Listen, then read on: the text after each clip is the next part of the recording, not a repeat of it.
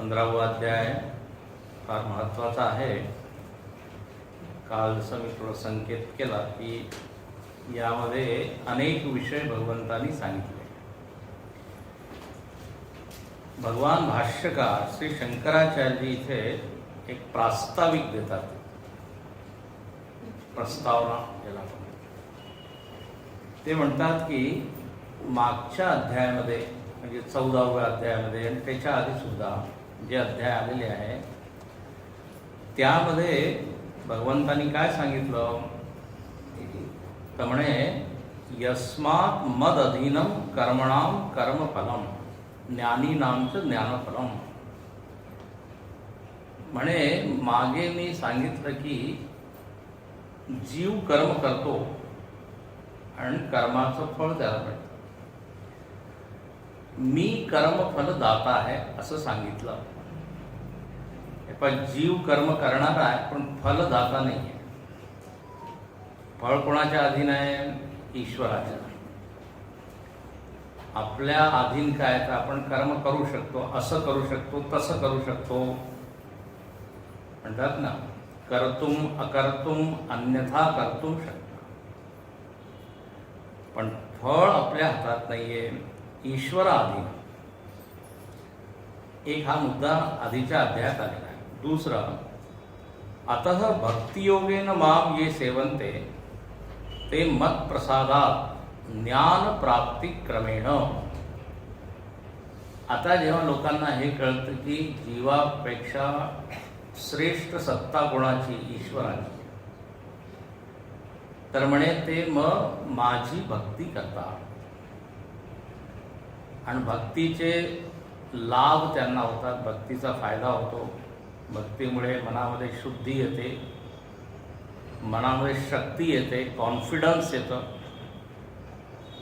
भक्ती केल्याने मन जरा शांत होतं, जे मनस्ताप आहे. अनेक लाभच लाभ आहे भक्तीचं. काय भक्तीमुळे मन एकाग्र होऊ लागतं, विकार कमी होऊ लागतात.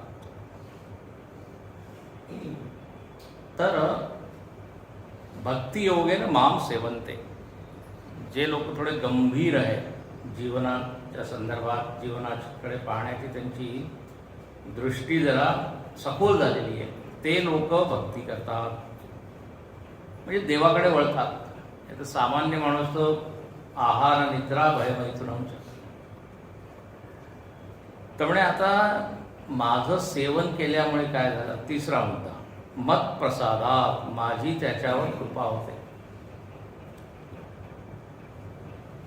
सहज आहे की आपण ज्याची सेवा करतो त्याच्या मनामध्ये आपल्यासाठी चांगल्या भावना उत्पन्न होतात.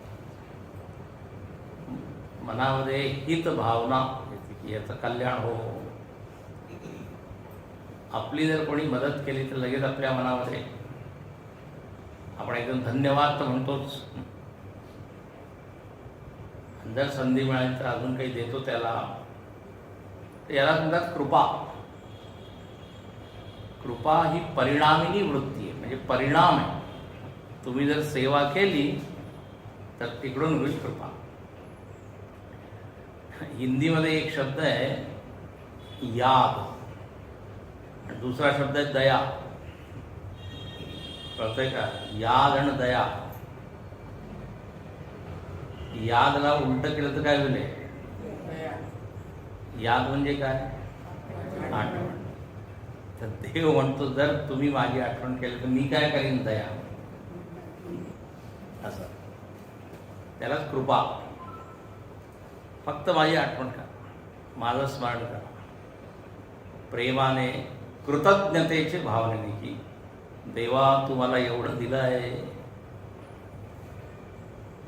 धन्यवाद धन्यवाद. धन्यवाद काय द्यायचा? पण आपल्याकडे शब्द काही नाही आहे.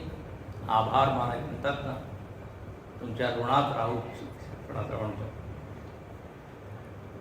अर्थ काय आहे की एक सत्ता आहे त्याच्यामुळे हे जग चालू आहे, जीवन चालू आहे.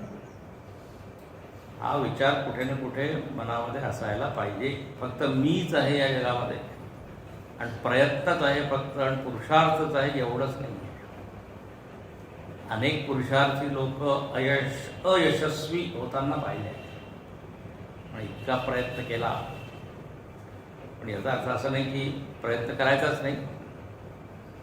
प्रयत्नाबरोबर काय कृपा किंवा भक्ती त्याची जोड असते. तर म्हणे जर असं झालं, माझी कृपा त्याच्यावर झाली, मत प्रसादात. आता चौथा मुद्दा काय होईल किंवा चौथी स्टेज काय होईल, तर ज्ञान प्राप्ती त्याला होईल.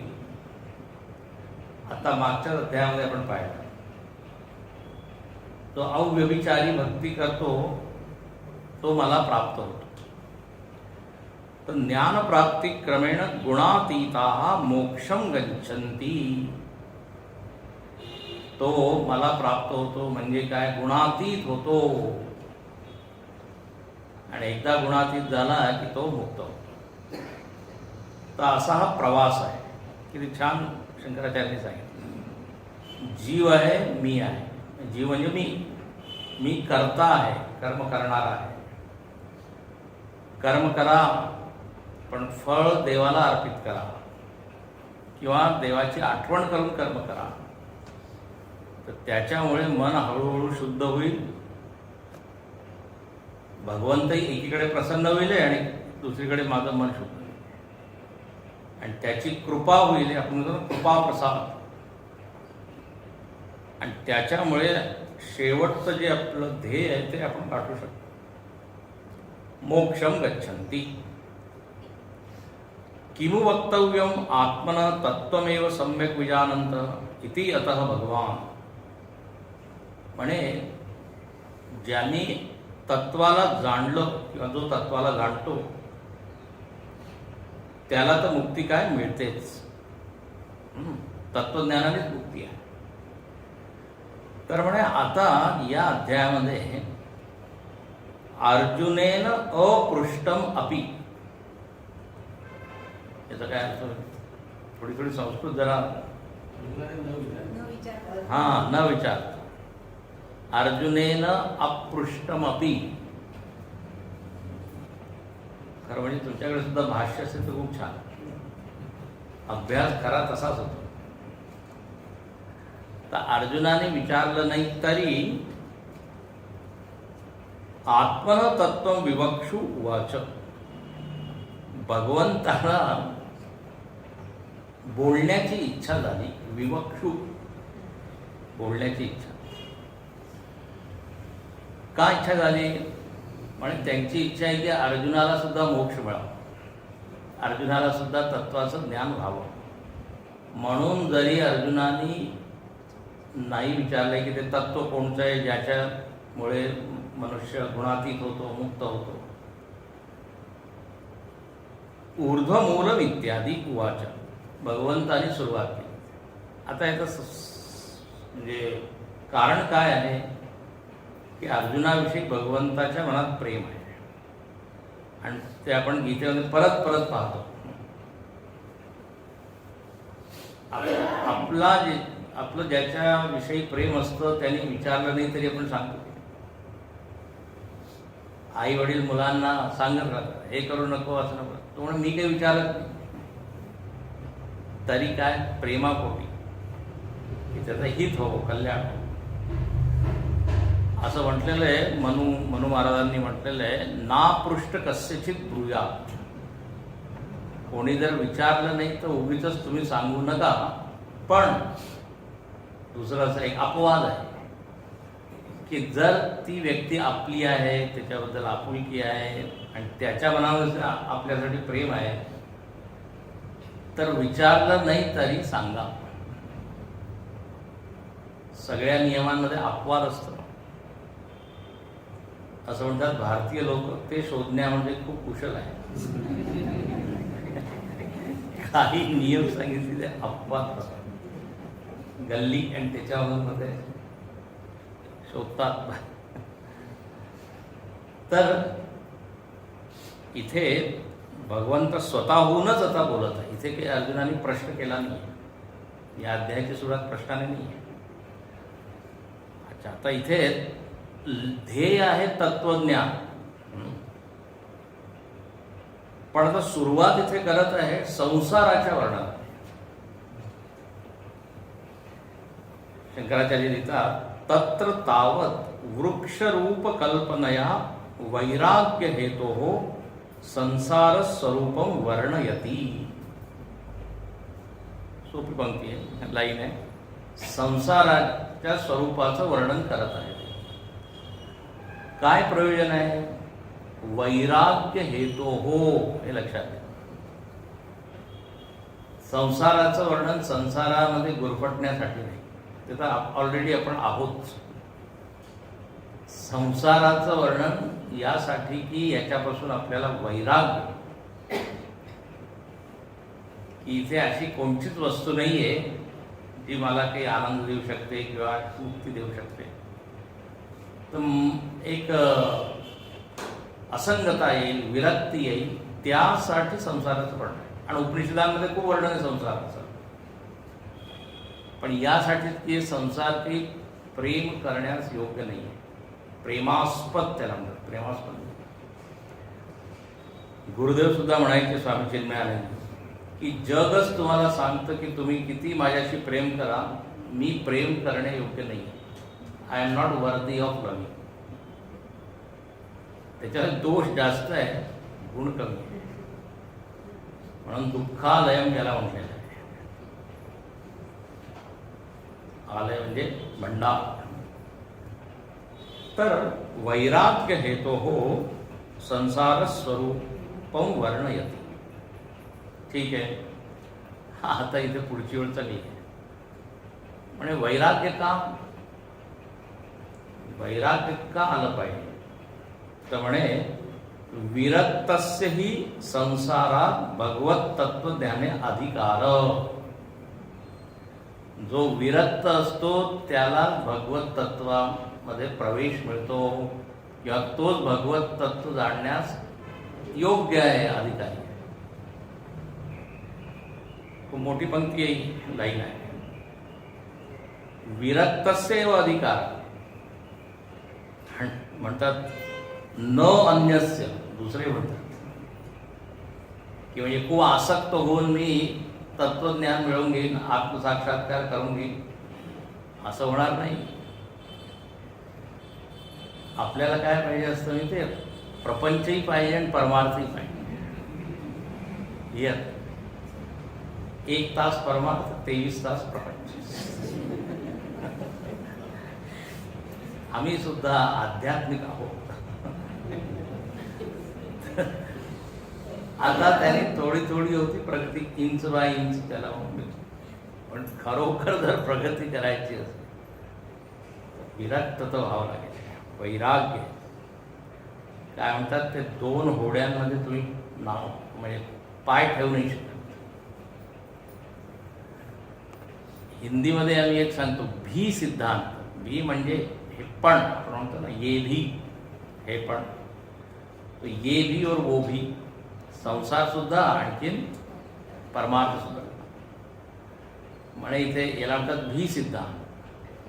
खरं पाहिजे ही सिद्धांत. ही म्हणजे फक्त हेच, यही.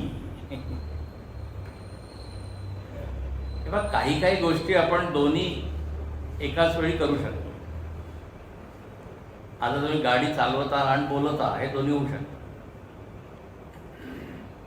पण पुस्तकही वाचता आणि झोपतही आहे, दोन्ही होईल का? जर झोपायचं असेल तर पुस्तक सोडा, पुस्तक वाचायचं असेल तर झोप. दोन्ही कसं होईल?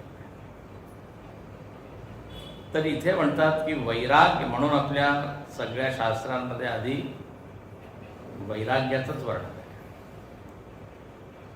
योग वासिष्ठमध्ये एक पूर्ण प्रकरण आहे, वैराग्य प्रकरण आहे ना. प्रकरण ग्रंथ जेवढे आहे वेदांताचे, त्याच्यामध्ये साधन चतुष्टयामध्ये वैराग्य आहे. आता नचिकेता वगैरेचं जे चरित्र आहे त्याचं प्रयोजन हेच आहे की तसं वैराग्य आपल्यामध्ये येऊ. आणि पहा, गीतेमध्ये सुद्धा अर्जुनाने 2ऱ्या अध्यायामध्ये सांगितलं आहे, नहि प्रपश्यामि ममापनुद्या यच्छोकमुच्छोषणम इंद्रियाणाम. अवाप्य भूमा वसपत्न वृद्धम राज्यम सुराणामपि चाधिपत्यम. वैराग्याचं लक्षण त्याच्यामध्ये अर्जुनामध्ये आलेलं आहे.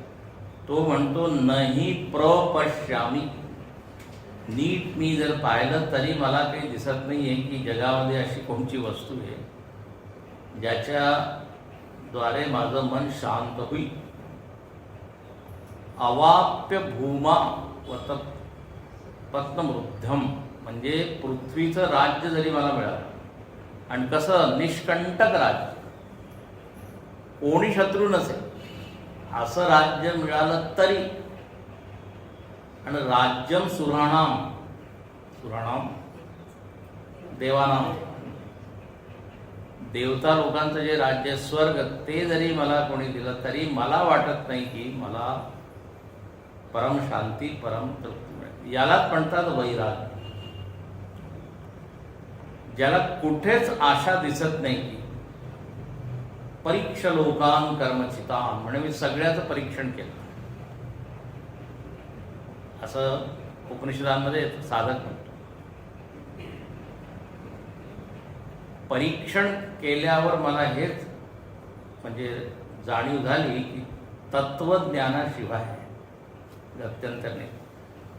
सगळे लोक किंवा सगळ्या वस्तू थोड्या थोड्या वेळासाठी आपल्याला सुख देऊ शकतात, थोड्या वेळानंतर परत ते नॉर्मल होऊन जातं. म्हणजे पहिल्या क्षणी आपल्याला खूप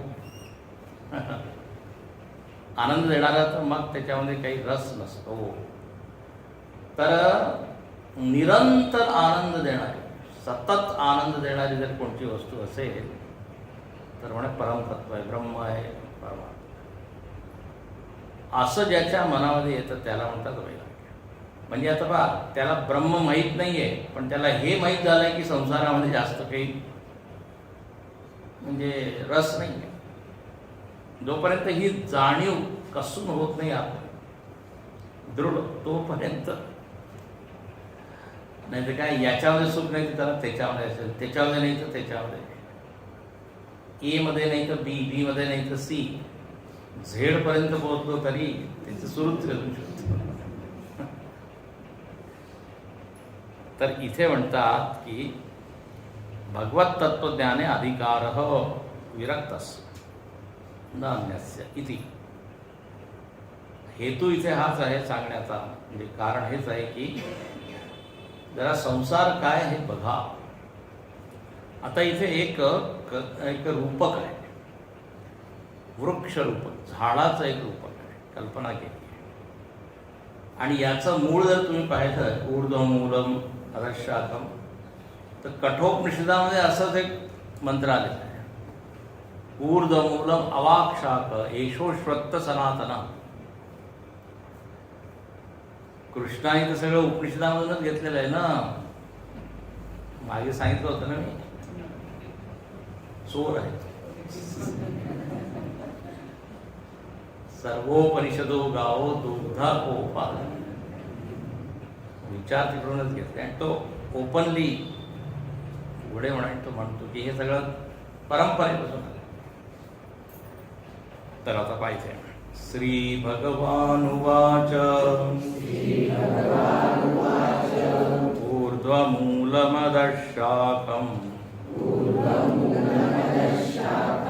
अश्वत्थं प्राहुरव्ययम्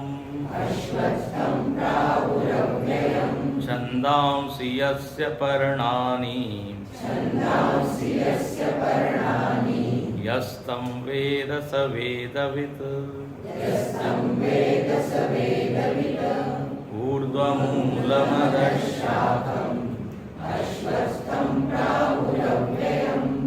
छन्दांसि यस्य पर्णानि यस्तं वेद स वेदवित्. भगवंत म्हणतात की एक झाड आहे, झाड, वृक्ष. आता झाड आहे तर मग झाडाचे वेगवेगळे काय अवयव, विभाग, त्याचं वर्णन इथे करतात. झाडाचं सगळ्यात मूळ काय आहे तर म्हणजे मूळ जमिनीच्या खाली जे असतं. पण म्हणे इथे जे झाड आहे त्याचं मूळ खाली नाही आहे, वर आहे. ऊर्ध्वमूलम. मूळ, मुळासाठी अजून काय शब्द आहे मराठीत? रूट, मराठी शब्द आहे. हिंदीमध्ये जड म्हणतात, जड म्हणतात.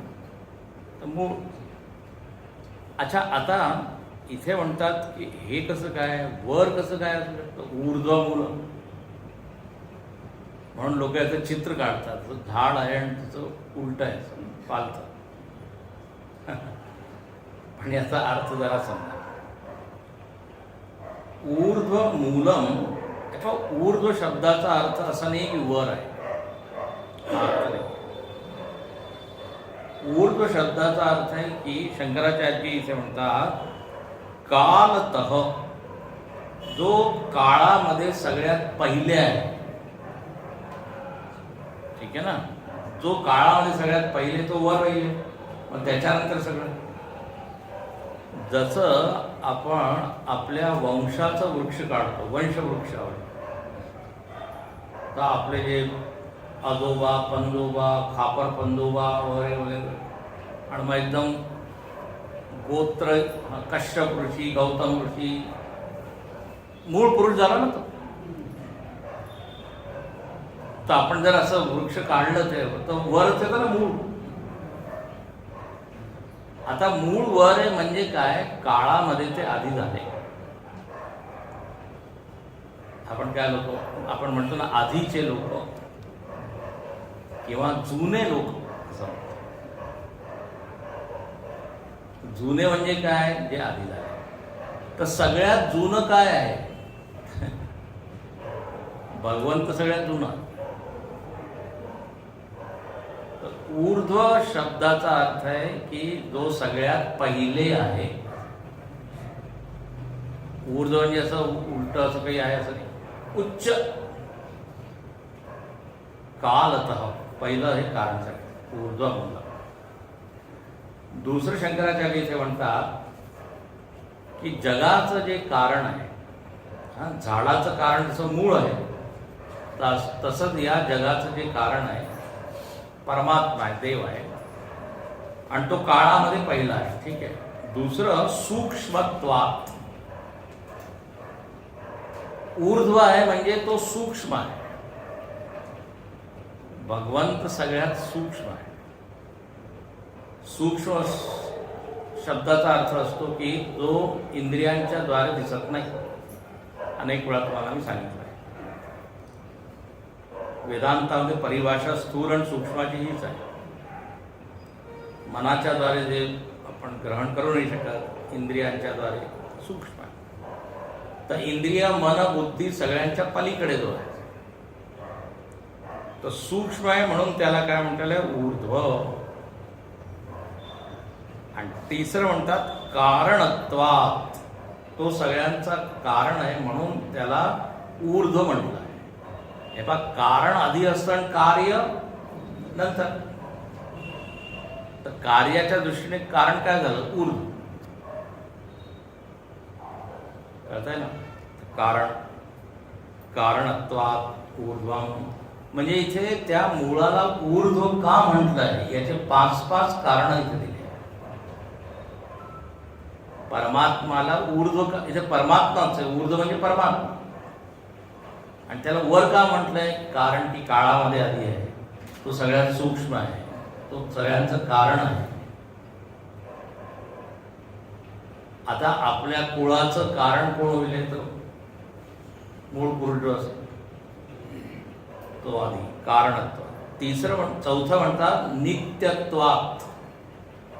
भगवंताला ऊर्ध्व म्हटलंय कारण की तो नित्य आहे. खरं कारण कसं आहे, जे नित्य आहे. कारण, कारण जे ना बदलून कार्य बनतं, तसं तर कारण बदलतं आणि कार्य बनतं. पण हे कारण वेगळं आहे. लक्षात नाही का, बीजामधून वृक्ष येतं तर बीज फाटतं, नष्ट होतं, बीज राहत नाही. पण इथे काय आहे, भगवंत कारण आहे आणि आजही आहे. जरी त्याच्यापासून जग उत्पन्न झालं तरी तर भगवंत कसा झाला? नित्य, नित्यत्वात. महत्वात, महत्वात म्हणजे महान आहे. महान आहे म्हणून त्याला ऊर्ध्व म्हटलं. महान. आपण कसे आहोत? लहान. महान आहे. महान सगळ्या दृष्टीने महान आहे. ज्ञानाच्या दृष्टीने, शक्तीच्या दृष्टीने, संपत्तीच्या दृष्टीने. त्याच्यात चरणी कोण बसली? लक्ष्मी. श्रीपती, श्रीनिवास. तिरुपतीमध्ये जा, तुम्हाला कळेल भगवंत किती श्रीमंत आहे. एकही त्याचं शरीराचा अंग दिसत नाही, सगळं दागिने दागिने. तर श्रीमंत आहे, पूर्ण जगाचं पोषण करणार आहे. दाता एक राम, भिकारी सारी दुनिया, असं म्हणतात. तर ज्ञान म्हणा, शक्ती म्हणा, संपत्ती म्हणा, गुण म्हणा, सगळ्याच्या दृष्टीने महान. पहा, माणसामध्ये 2-4 गुणाने तर लोक म्हणतात किती मोठी व्यक्ती आहे, किती मोठी. ज्याच्याकडे सर्व गुण आहे, सर्व गुण संपन्न, त्याच्यापेक्षा महान कोण? तर महान. तर महान म्हणून त्याला ऊर्ध्व म्हटलं. तर शंकराचार्य काय म्हणतात? कालतः सूक्ष्मत्वात् कारणत्वात् नित्यत्वात् महत्त्वाच्च ऊर्ध्वम उच्यते ब्रह्म. त्यालाच काय आपण म्हणतो? ब्रह्म. सामान्य भाषेत त्याला ईश्वर, भगवान, देव आपण म्हणतो. आणि ते ब्रह्म कसं आहे? अव्यक्त माया शक्तिमत तद मूलम. ईश्वरामध्ये एक शक्ती आहे, त्याचं नाव काय? माया. माया शक्तीशी युक्त असा तो ईश्वर आहे, आणि तो सगळ्यात आधी आहे. आणि पहा, इथे लगेच शंकराचार्य म्हणतात की ऊर्ध्व मूलम अवाक शाख. जे मी आता म्हणतो ना, कठोपनिषदाचा लगेच दाखला त्यांनी दिला की असंच वर्णन कुठे आलेलं आहे? कठोपनिषदात. तिसरं, पुराणेच. पुराणांमध्ये सुद्धा ही कल्पना आली आहे, रूपक आलेलं आहे की संसार कसा आहे? वृक्ष. इथे त्यांनी, आता शंकराचार्याचं भाष्य जर तुम्ही वाचलं तुम्हाला कळेल किती अभ्यास आहे त्यांचा. सगळे पुराण, सगळे उपनिषद, वेद, कुठून कुठून ते दाखले आणतात, उद्धरण, कोटेशन. म्हणून त्यांना म्हटलेलं आहे श्रुती स्मृती पुराणानाम आलयम करुणालयम. त्यामुळे पुराणांमध्ये सुद्धा वर्णन आहे. आता इथे 4 श्लोक त्यांनी उद्धरित केले. अव्यक्त मूल प्रभव तस्यैवानुग्रहोत्थित बुद्धिस्कंदमयश्चैव इंद्रियांतकोटर महाभूत विशाखश्च विषय तसंच सगळं. आता आपण जे वर्णन पाहणार आहोत ते तिथे सुद्धा आहे. तर अर्थ असा आहे की कोणतंही मत जे असेल ना, त्याची पुष्टी झाली पाहिजे. पुष्टी कळतं ना, सपोर्ट वेदांमध्ये असलेलं आहे, पुराणांमध्ये आलेलं आहे. तर मग तो जो विचार आहे तो काय? पक्का होणार, दृढ होणार. नाही तर संशय असतो की तुमचं स्वतःचं म्हणणं आहे की तुमचा स्वतःचा विचार आहे की त्याचा आधार आहे. आधार ग्रंथ आहे उपनिषद आणि पुराण वगैरे. तर इथे शंकराचार्य म्हणतात की तिथे सुद्धा हे वर्णन आहे. तर ठीक आहे. तर मूळ झालं या संसाराचं मूळ सूक्ष्म आहे, भगवंत आहे, तो नित्य आहे. आता दुसरं शाखा. शाखा म्हणजे फांद्या. ऊर्ध्व मूलम अधशाखम. शाखा आहे, फांद्या. म्हणजे फांद्या काय काय आहे? आता या परमात्म्यापासून, आता तो जर वेदांत वाचला असेल तर पुढचा शब्द आहे तो तुम्हाला कळेल. वेदांतामध्ये सांगतात की परमात्मा आहे, मग महत्तत्व आहे, मग अहंकार आहे, मग पंचतन्मात्र आहे, मग पंचमहाभूत आहे. हे शाखा आहे. म्हणे कोणते भारी भारी शब्द तुम्ही. आता सोपं मी जास्त त्यासाठी परत एक वेगळं वर्ग घ्यावा लागेल. परमात्म्यापासून महत्तत्व उत्पन्न झालं. महत्तत्व त्याला हिरण्यगर्भ म्हणतात. हिरण्यगर्भ असं समजा, महत्तत्व असं समजा की बीजामधून जसं कोंब आलं की ते थोडंसं फुगतं ना बीज, आणि मग त्याच्यानंतर मग अंकुरण. म्हणजे त्याचप्रमाणे त्या अव्यक्त ईश्वरापासून थोडंसं सूक्ष्म सृष्टी झाली, सूक्ष्म जग आलं. त्यालाच काय म्हणू, महत्तत्व. मग अहंकार, समष्टी अहंकार. जसा आपला एक अहंकार आहे, मी हा आहे, मी हे शरीर आहे, तसं समष्टीला शरीर मानणारा कोण आहे, तो भगवंतच आहे. त्याला म्हणतात समष्टी अहंकार. एवढंच आता समजा. आणि मग त्याच्यामधून पंचतन्मात्रा आल्या. पंचतन्मात्रा म्हणजे हे पंचमहाभूत वेगवेगळे सूक्ष्म रूपात आले. कोणकोणते पंचमहाभूत, पंचतत्व? आप, तेज वायू, पृथ्वी, पृथ्वी आप तेज वायू आकाश. हे आधी सूक्ष्म रूपात आले. त्याला म्हणतात तन्मात्रा.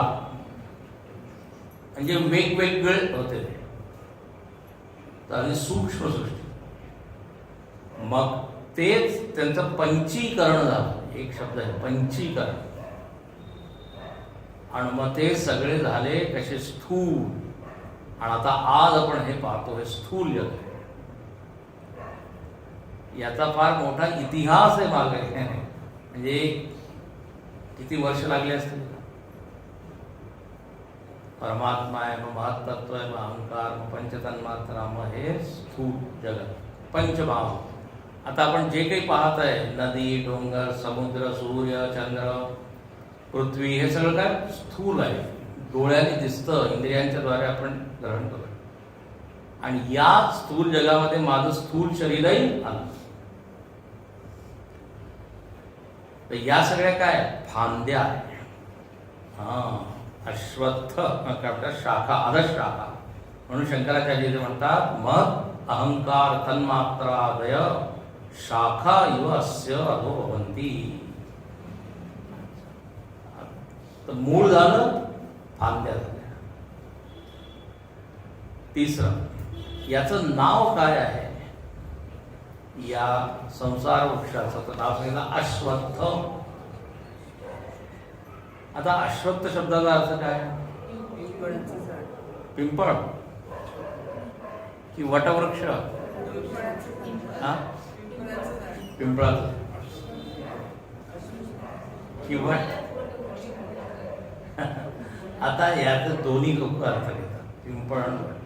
पण वटवृक्ष जास्त बरोबर वाटतं. कारण याच्या परत पुढे म्हणणार आहे की शाखा म्हणजे त्याच्या फांद्या अजून पसरलेल्या आहेत. तर काय, तर वटवृक्षामध्ये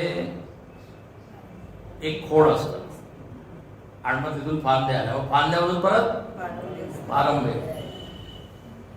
मग ते जातात मग तिथून परत. तर ते आता पुढे येणार आहे. वर खाली सगळीकडे कळतच नाही मूळ खोड कोणता आहे, मूळ फांदी कोणती, पारंब्या.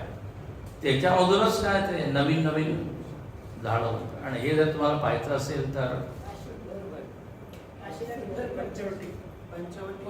पंचवटीत आहे. हा, पंचवटीत आहे. काशी, हा, खरं उत्तर आहे कलकत्ता. कलकत्त्याला 2-4 किलोमीटर, 2 किलोमीटर मध्ये पूर्ण झाड पसरलेलं, कळतच नाही. तिथे आहे मोठा.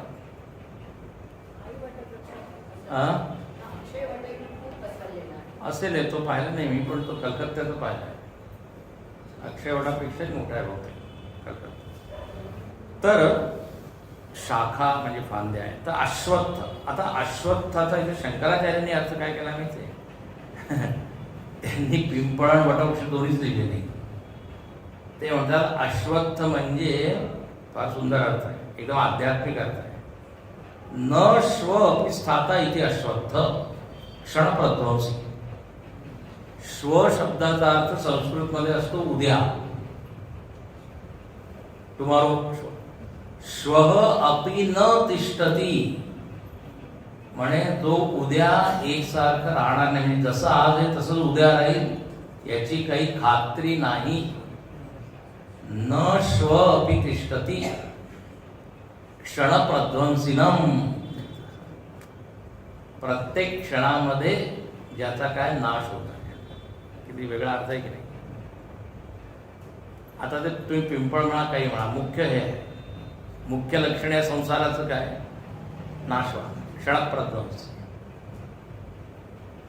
तर संस्कृत शब्दापासून त्यांनी अर्थ काढला. श्वः अपि न तिष्ठति. पाहता पाहता ना जग बदलत आहे. म्हणून भावार्थ दीपिकेमध्ये माऊलीने सुद्धा हे लिहिलंय आणि त्यांनी एक दुसरं उदाहरण दिलंय. तुरिष्ट म्हणजे उखा, तो वरी एक सारिखा, नाही निर्वाहो यया उखा प्रपंच रूपा. जैसान लोटता क्षणू, मेघू होय नाना वर्णू, का विदू नसे संपर्णू निमेष भरी. इथे उदाहरण दिलंय त्यांनी मेघाचं. ढग. श्व म्हणजे उद्याचा दिवस आणि तोपर्यंतही या संसार वृक्षाला शाश्वती नाही. एक क्षण गेला नाही, एक क्षण गेला नाही, तोच मेघाचे एकाचे अनेक रंग होतात. किंवा बीज पळभर सुद्धा अखंड राहत नाही. तेच क्षणप्रध्वंस. या मराठी पुस्तकामध्ये खाली तळटीप त्याच्यावरती दिलेलं आहे. तर प्रत्येक क्षणात नष्ट होणारा असा हे वृक्ष आहे. तर मूळ आहे परमात्मा, फांद्या आहे हे सगळं जग, आणखीन तिसरं अश्वत्थ याचं काय नाव आहे. चौथं अव्ययम, प्राहुरव्ययम. संसार कसा आहे तर म्हणे अव्यय आहे. अव्यय म्हणजे काय, ज्याचा नाश. अरे म्हणा आत्ता तुम्ही काय म्हणाला, क्षणप्रध्वंसी, आणि लगेच तुम्ही अव्यय, नाश होत नाही. म्हणे तुमची सवय गेली नाहीये डबल डबल बोलण्याची. कृष्णाची वाणी गूढ आहे. बाके बिहारी तो थोडा वाकडा होत. तर इथे पहा अव्यय म्हटलेलं आहे या संसाराला.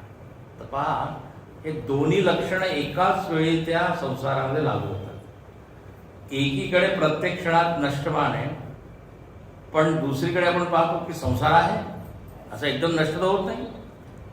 अरे ज्या आश्रमात काल तुम्ही आला होता, आज सुद्धा आहे की नाही, उद्या सुद्धा आहे, व्याल की नाही. तर जग तर आहे, पण जर बारीकीने पाहिलं तर प्रत्येक क्षणात त्याचा नाशही होत आहे. म्हणजे दोन्ही आहे. याचं छान उदाहरण म्हणजे नदी. गंगा, गोदावरी, कोणती नदी पहा, ती वाहत आहे, पण आपण म्हणतो ती तीच नदी आहे. ज्या गंगेमध्ये भगवंतानी स्नान केलं रामानी, त्याच गंगेमध्ये मी सुद्धा डुबकी लावली, त्याच त्रिवेणीमध्ये. पण आता ज्या पाण्यामध्ये भगवंताने डुबकी लावली ते तर कुठेच्या कुठे गेलं, गंगासागर. तर क्षणप्रध्वंसी आहे, पण अव्यय आहे. संसारामध्ये असं याला म्हणतात प्रवाही नित्यता. काय शब्द दिलेला आहे, प्रवाही नित्यता. दोन प्रकारची नित्यता असते. एकाला म्हणतात कूटस्थ नित्य आणि एकाला म्हणतात प्रवाही नित्य. कूटस्थ नित्य भगवंत आहे, बदल न होता तो नित्य आहे. आणि जग बदलत आहे पण दुसरीकडे नित्य होत आहे. आपण म्हणतो त्याच देशामध्ये माझा जन्म झाला आहे, ज्या देशामध्ये विवेकानंद झाले, शंकराचार्य झाले, चिन्मयानंद झाले, पण आता पाहिलं तर त्यावेळेसचा काळ आजचा काळ किती फरक आहे. एकीकडे म्हणतो किती बदल गया है, जमाना बदल गया है, पण दुसरीकडे तोच देश आहे. तर संसाराचं असं काही आहे दोन्ही, म्हणून ते म्हणतात अव्यय.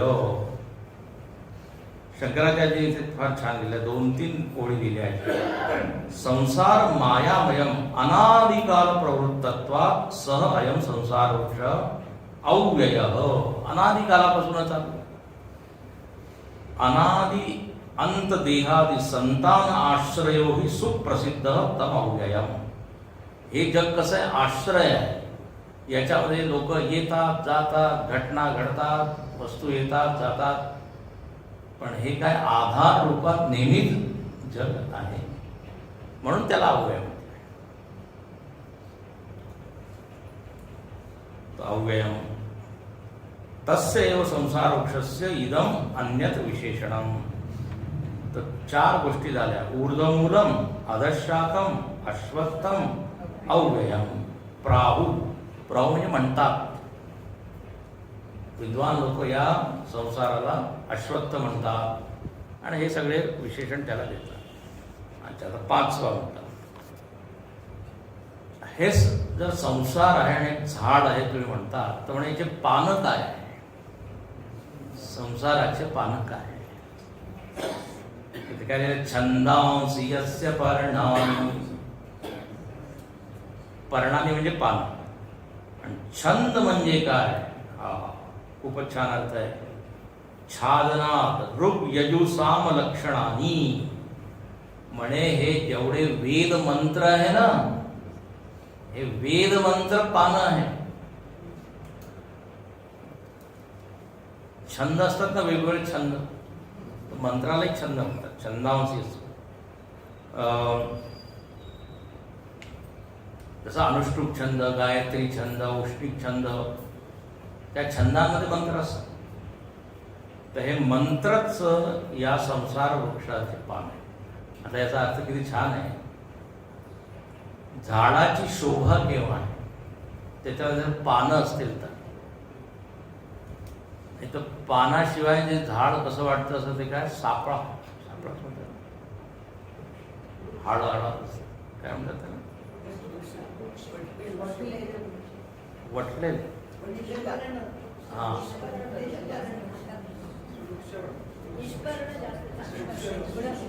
उघडं असायचं. अच्छा अच्छा, नाही नाही, दुसरं म्हणतात जसं माणसाचं असतं की नाही, नुसतं हाडं दिसतात असं, म्हणजे काही शोभा नाही, असं सुंदरता नाही. तर पानांमुळे झाडाची शोभा आहे. आता इथे पिंपळ आहे ना इथे, अच्छा, मागच्या आठवड्यात जर तुम्ही आला असता 10 दिवसापूर्वी, तर सगळे पानं खाली, आणि आता जर पाहतो सगळे हिरवगार, आता एकदम छान दिसते. त्याचप्रमाणे संसाराची शोभा केव्हा आहे, जेव्हा इथे मंत्र आहे, हा काही श्लोक आहे, नाही तर ते शुष्क होऊन जाईल. म्हणून अशी साम्यता आहे. अच्छा, दुसरं पहा, एक तर सुंदरता आहे. सुंदरता या ग्रंथांमुळे आहे जगाची, नाही तर नुसतं संसार प्रपंच प्रपंच बस. आपल्या मनाला काही, मनात शांती मिळणारच नाही जर हे ग्रंथ नसतील. आता पहा, जसं उन्हाळा आहे, उन्हाळ्यामध्ये आपण काय शोधतो, असं झाड ज्याच्यामध्ये सावली आहे. आणि सावली तेव्हा जेव्हा पानं. पर्यावरणवाले लोक म्हणतात की लोक आपली गाडी अशा जागी पार्क करू इच्छित आहे जिथे सावली आहे, पण एकही झाड लावत नाही. झाड पाहिजे सगळ्यांना, पण झाडं लावत नाही. तर झाडामुळे सावली आहे, शीतलता आहे पानांमुळे. त्याचप्रमाणे या जगामध्ये थोडी शांती, आनंद, शीतलता या वेदशास्त्राच्या. दुसरे जे म्हणतात परिरक्षणार्थानी पर्णानी. हे पानं काय करतात, त्या झाडाचं रक्षण करतात. पानं सुद्धा श्वास घेतात ना, तर पानाची फार मोठी भूमिका आहे पानाची. त्याप्रमाणे मंत्र या संसारामध्ये रक्षण करतात. कोणाचं रक्षण करतात? लोकांचं रक्षण. आपण हे सगळं ऐकतोय म्हणून आपल्या जीवनामध्ये थोडं संयम आहे, धर्म आहे, नियम आहे, आणि त्याच्याद्वारेच आपलं जीवन सुरक्षित आहे. जरा विचार करा, धर्म नसेल, अध्यात्म नसेल, तर सगळे आपल्या मनाप्रमाणे वागू लागतील. आणखीन अधर्म त्यालाच म्हणतात.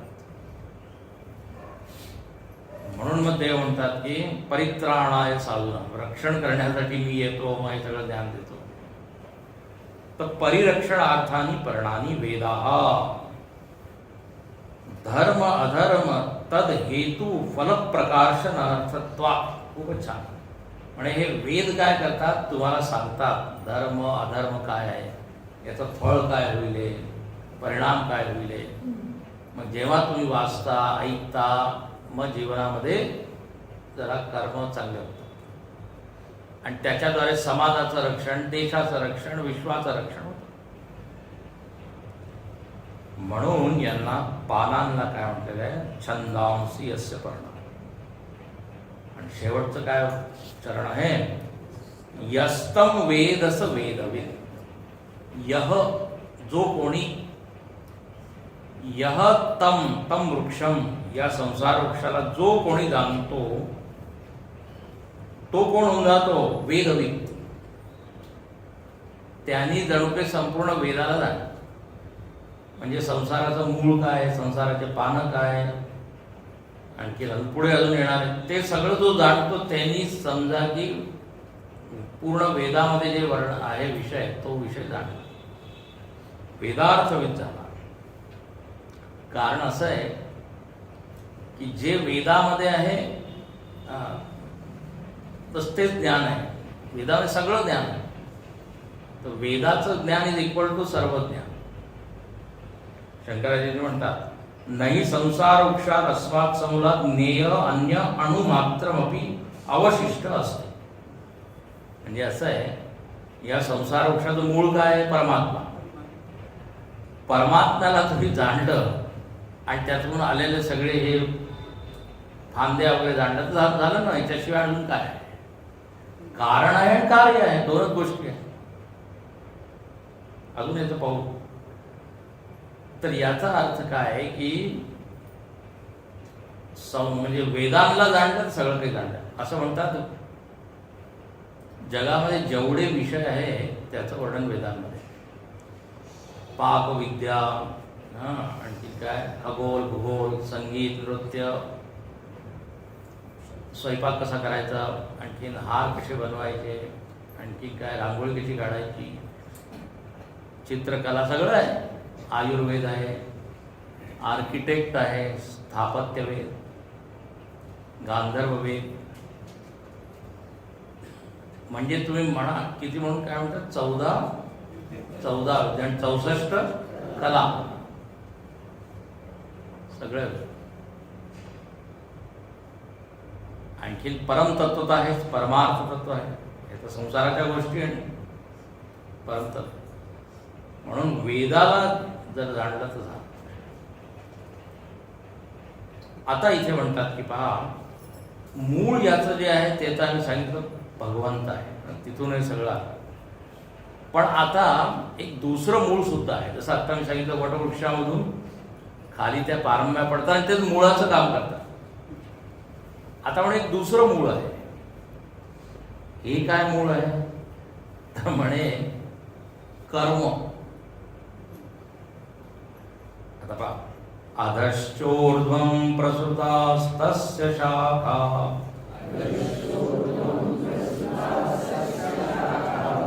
गुणप्रवृद्धा विषयप्रबाला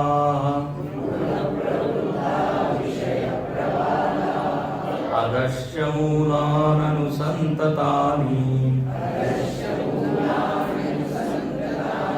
कर्मानुबन्धीनि मनुष्यलोके अधश्चोर्ध्वं प्रसृतास्तस्य शाखा गुणप्रवृद्धा विषयप्रबाला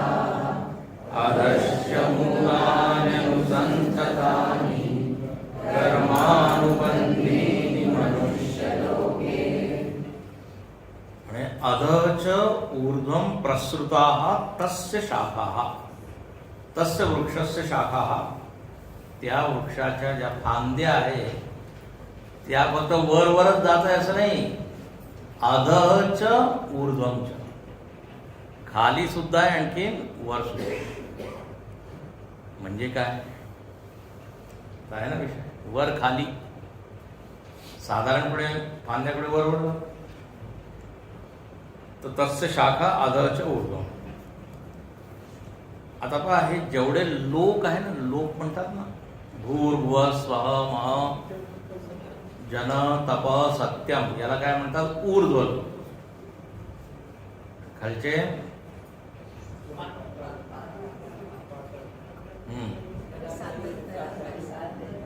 सात लोक आहेत,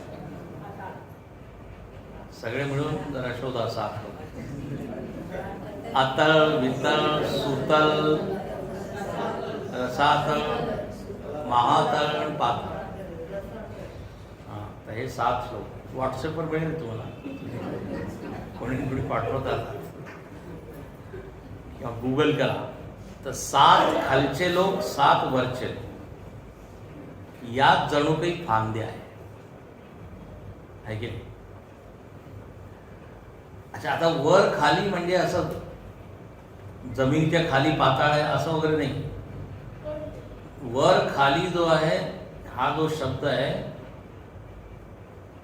कोणत्या अर्थाने आपण वापरतो, म्हणजे हे मोठे लोक आहे. आता मोठे म्हणजे तो आहे ते काही ना, पण मोठे लोक, त्याचं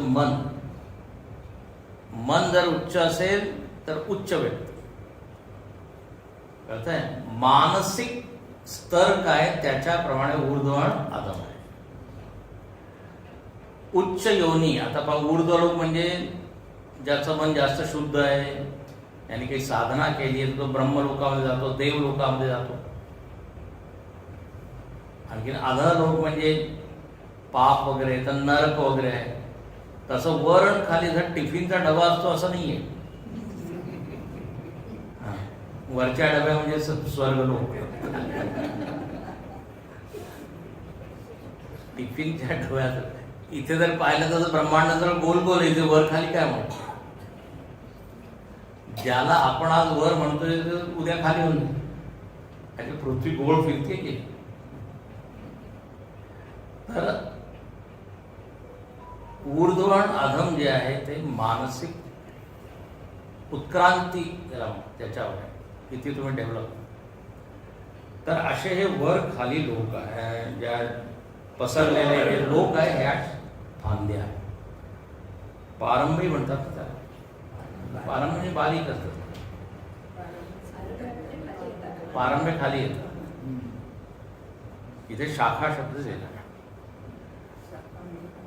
अच्छा, दुसरं आता इथे हे सांगा तुम्ही की या झाडाला खत पाणी कोण देतं.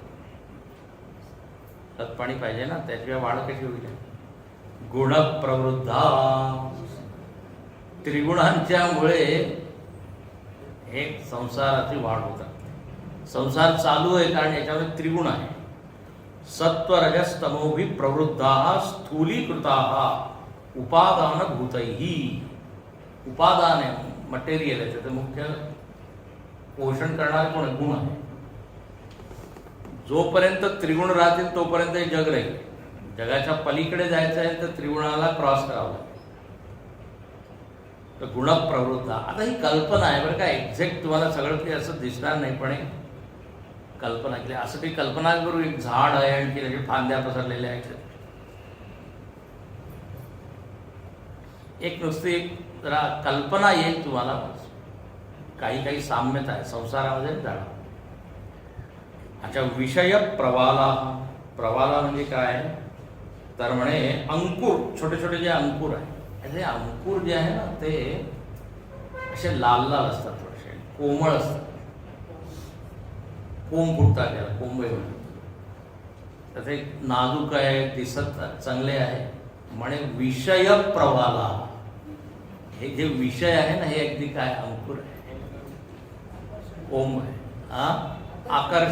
आकर्षक आहे, मोहक आहे विषय. आणि हे किती आहे विषय, पंचविषय.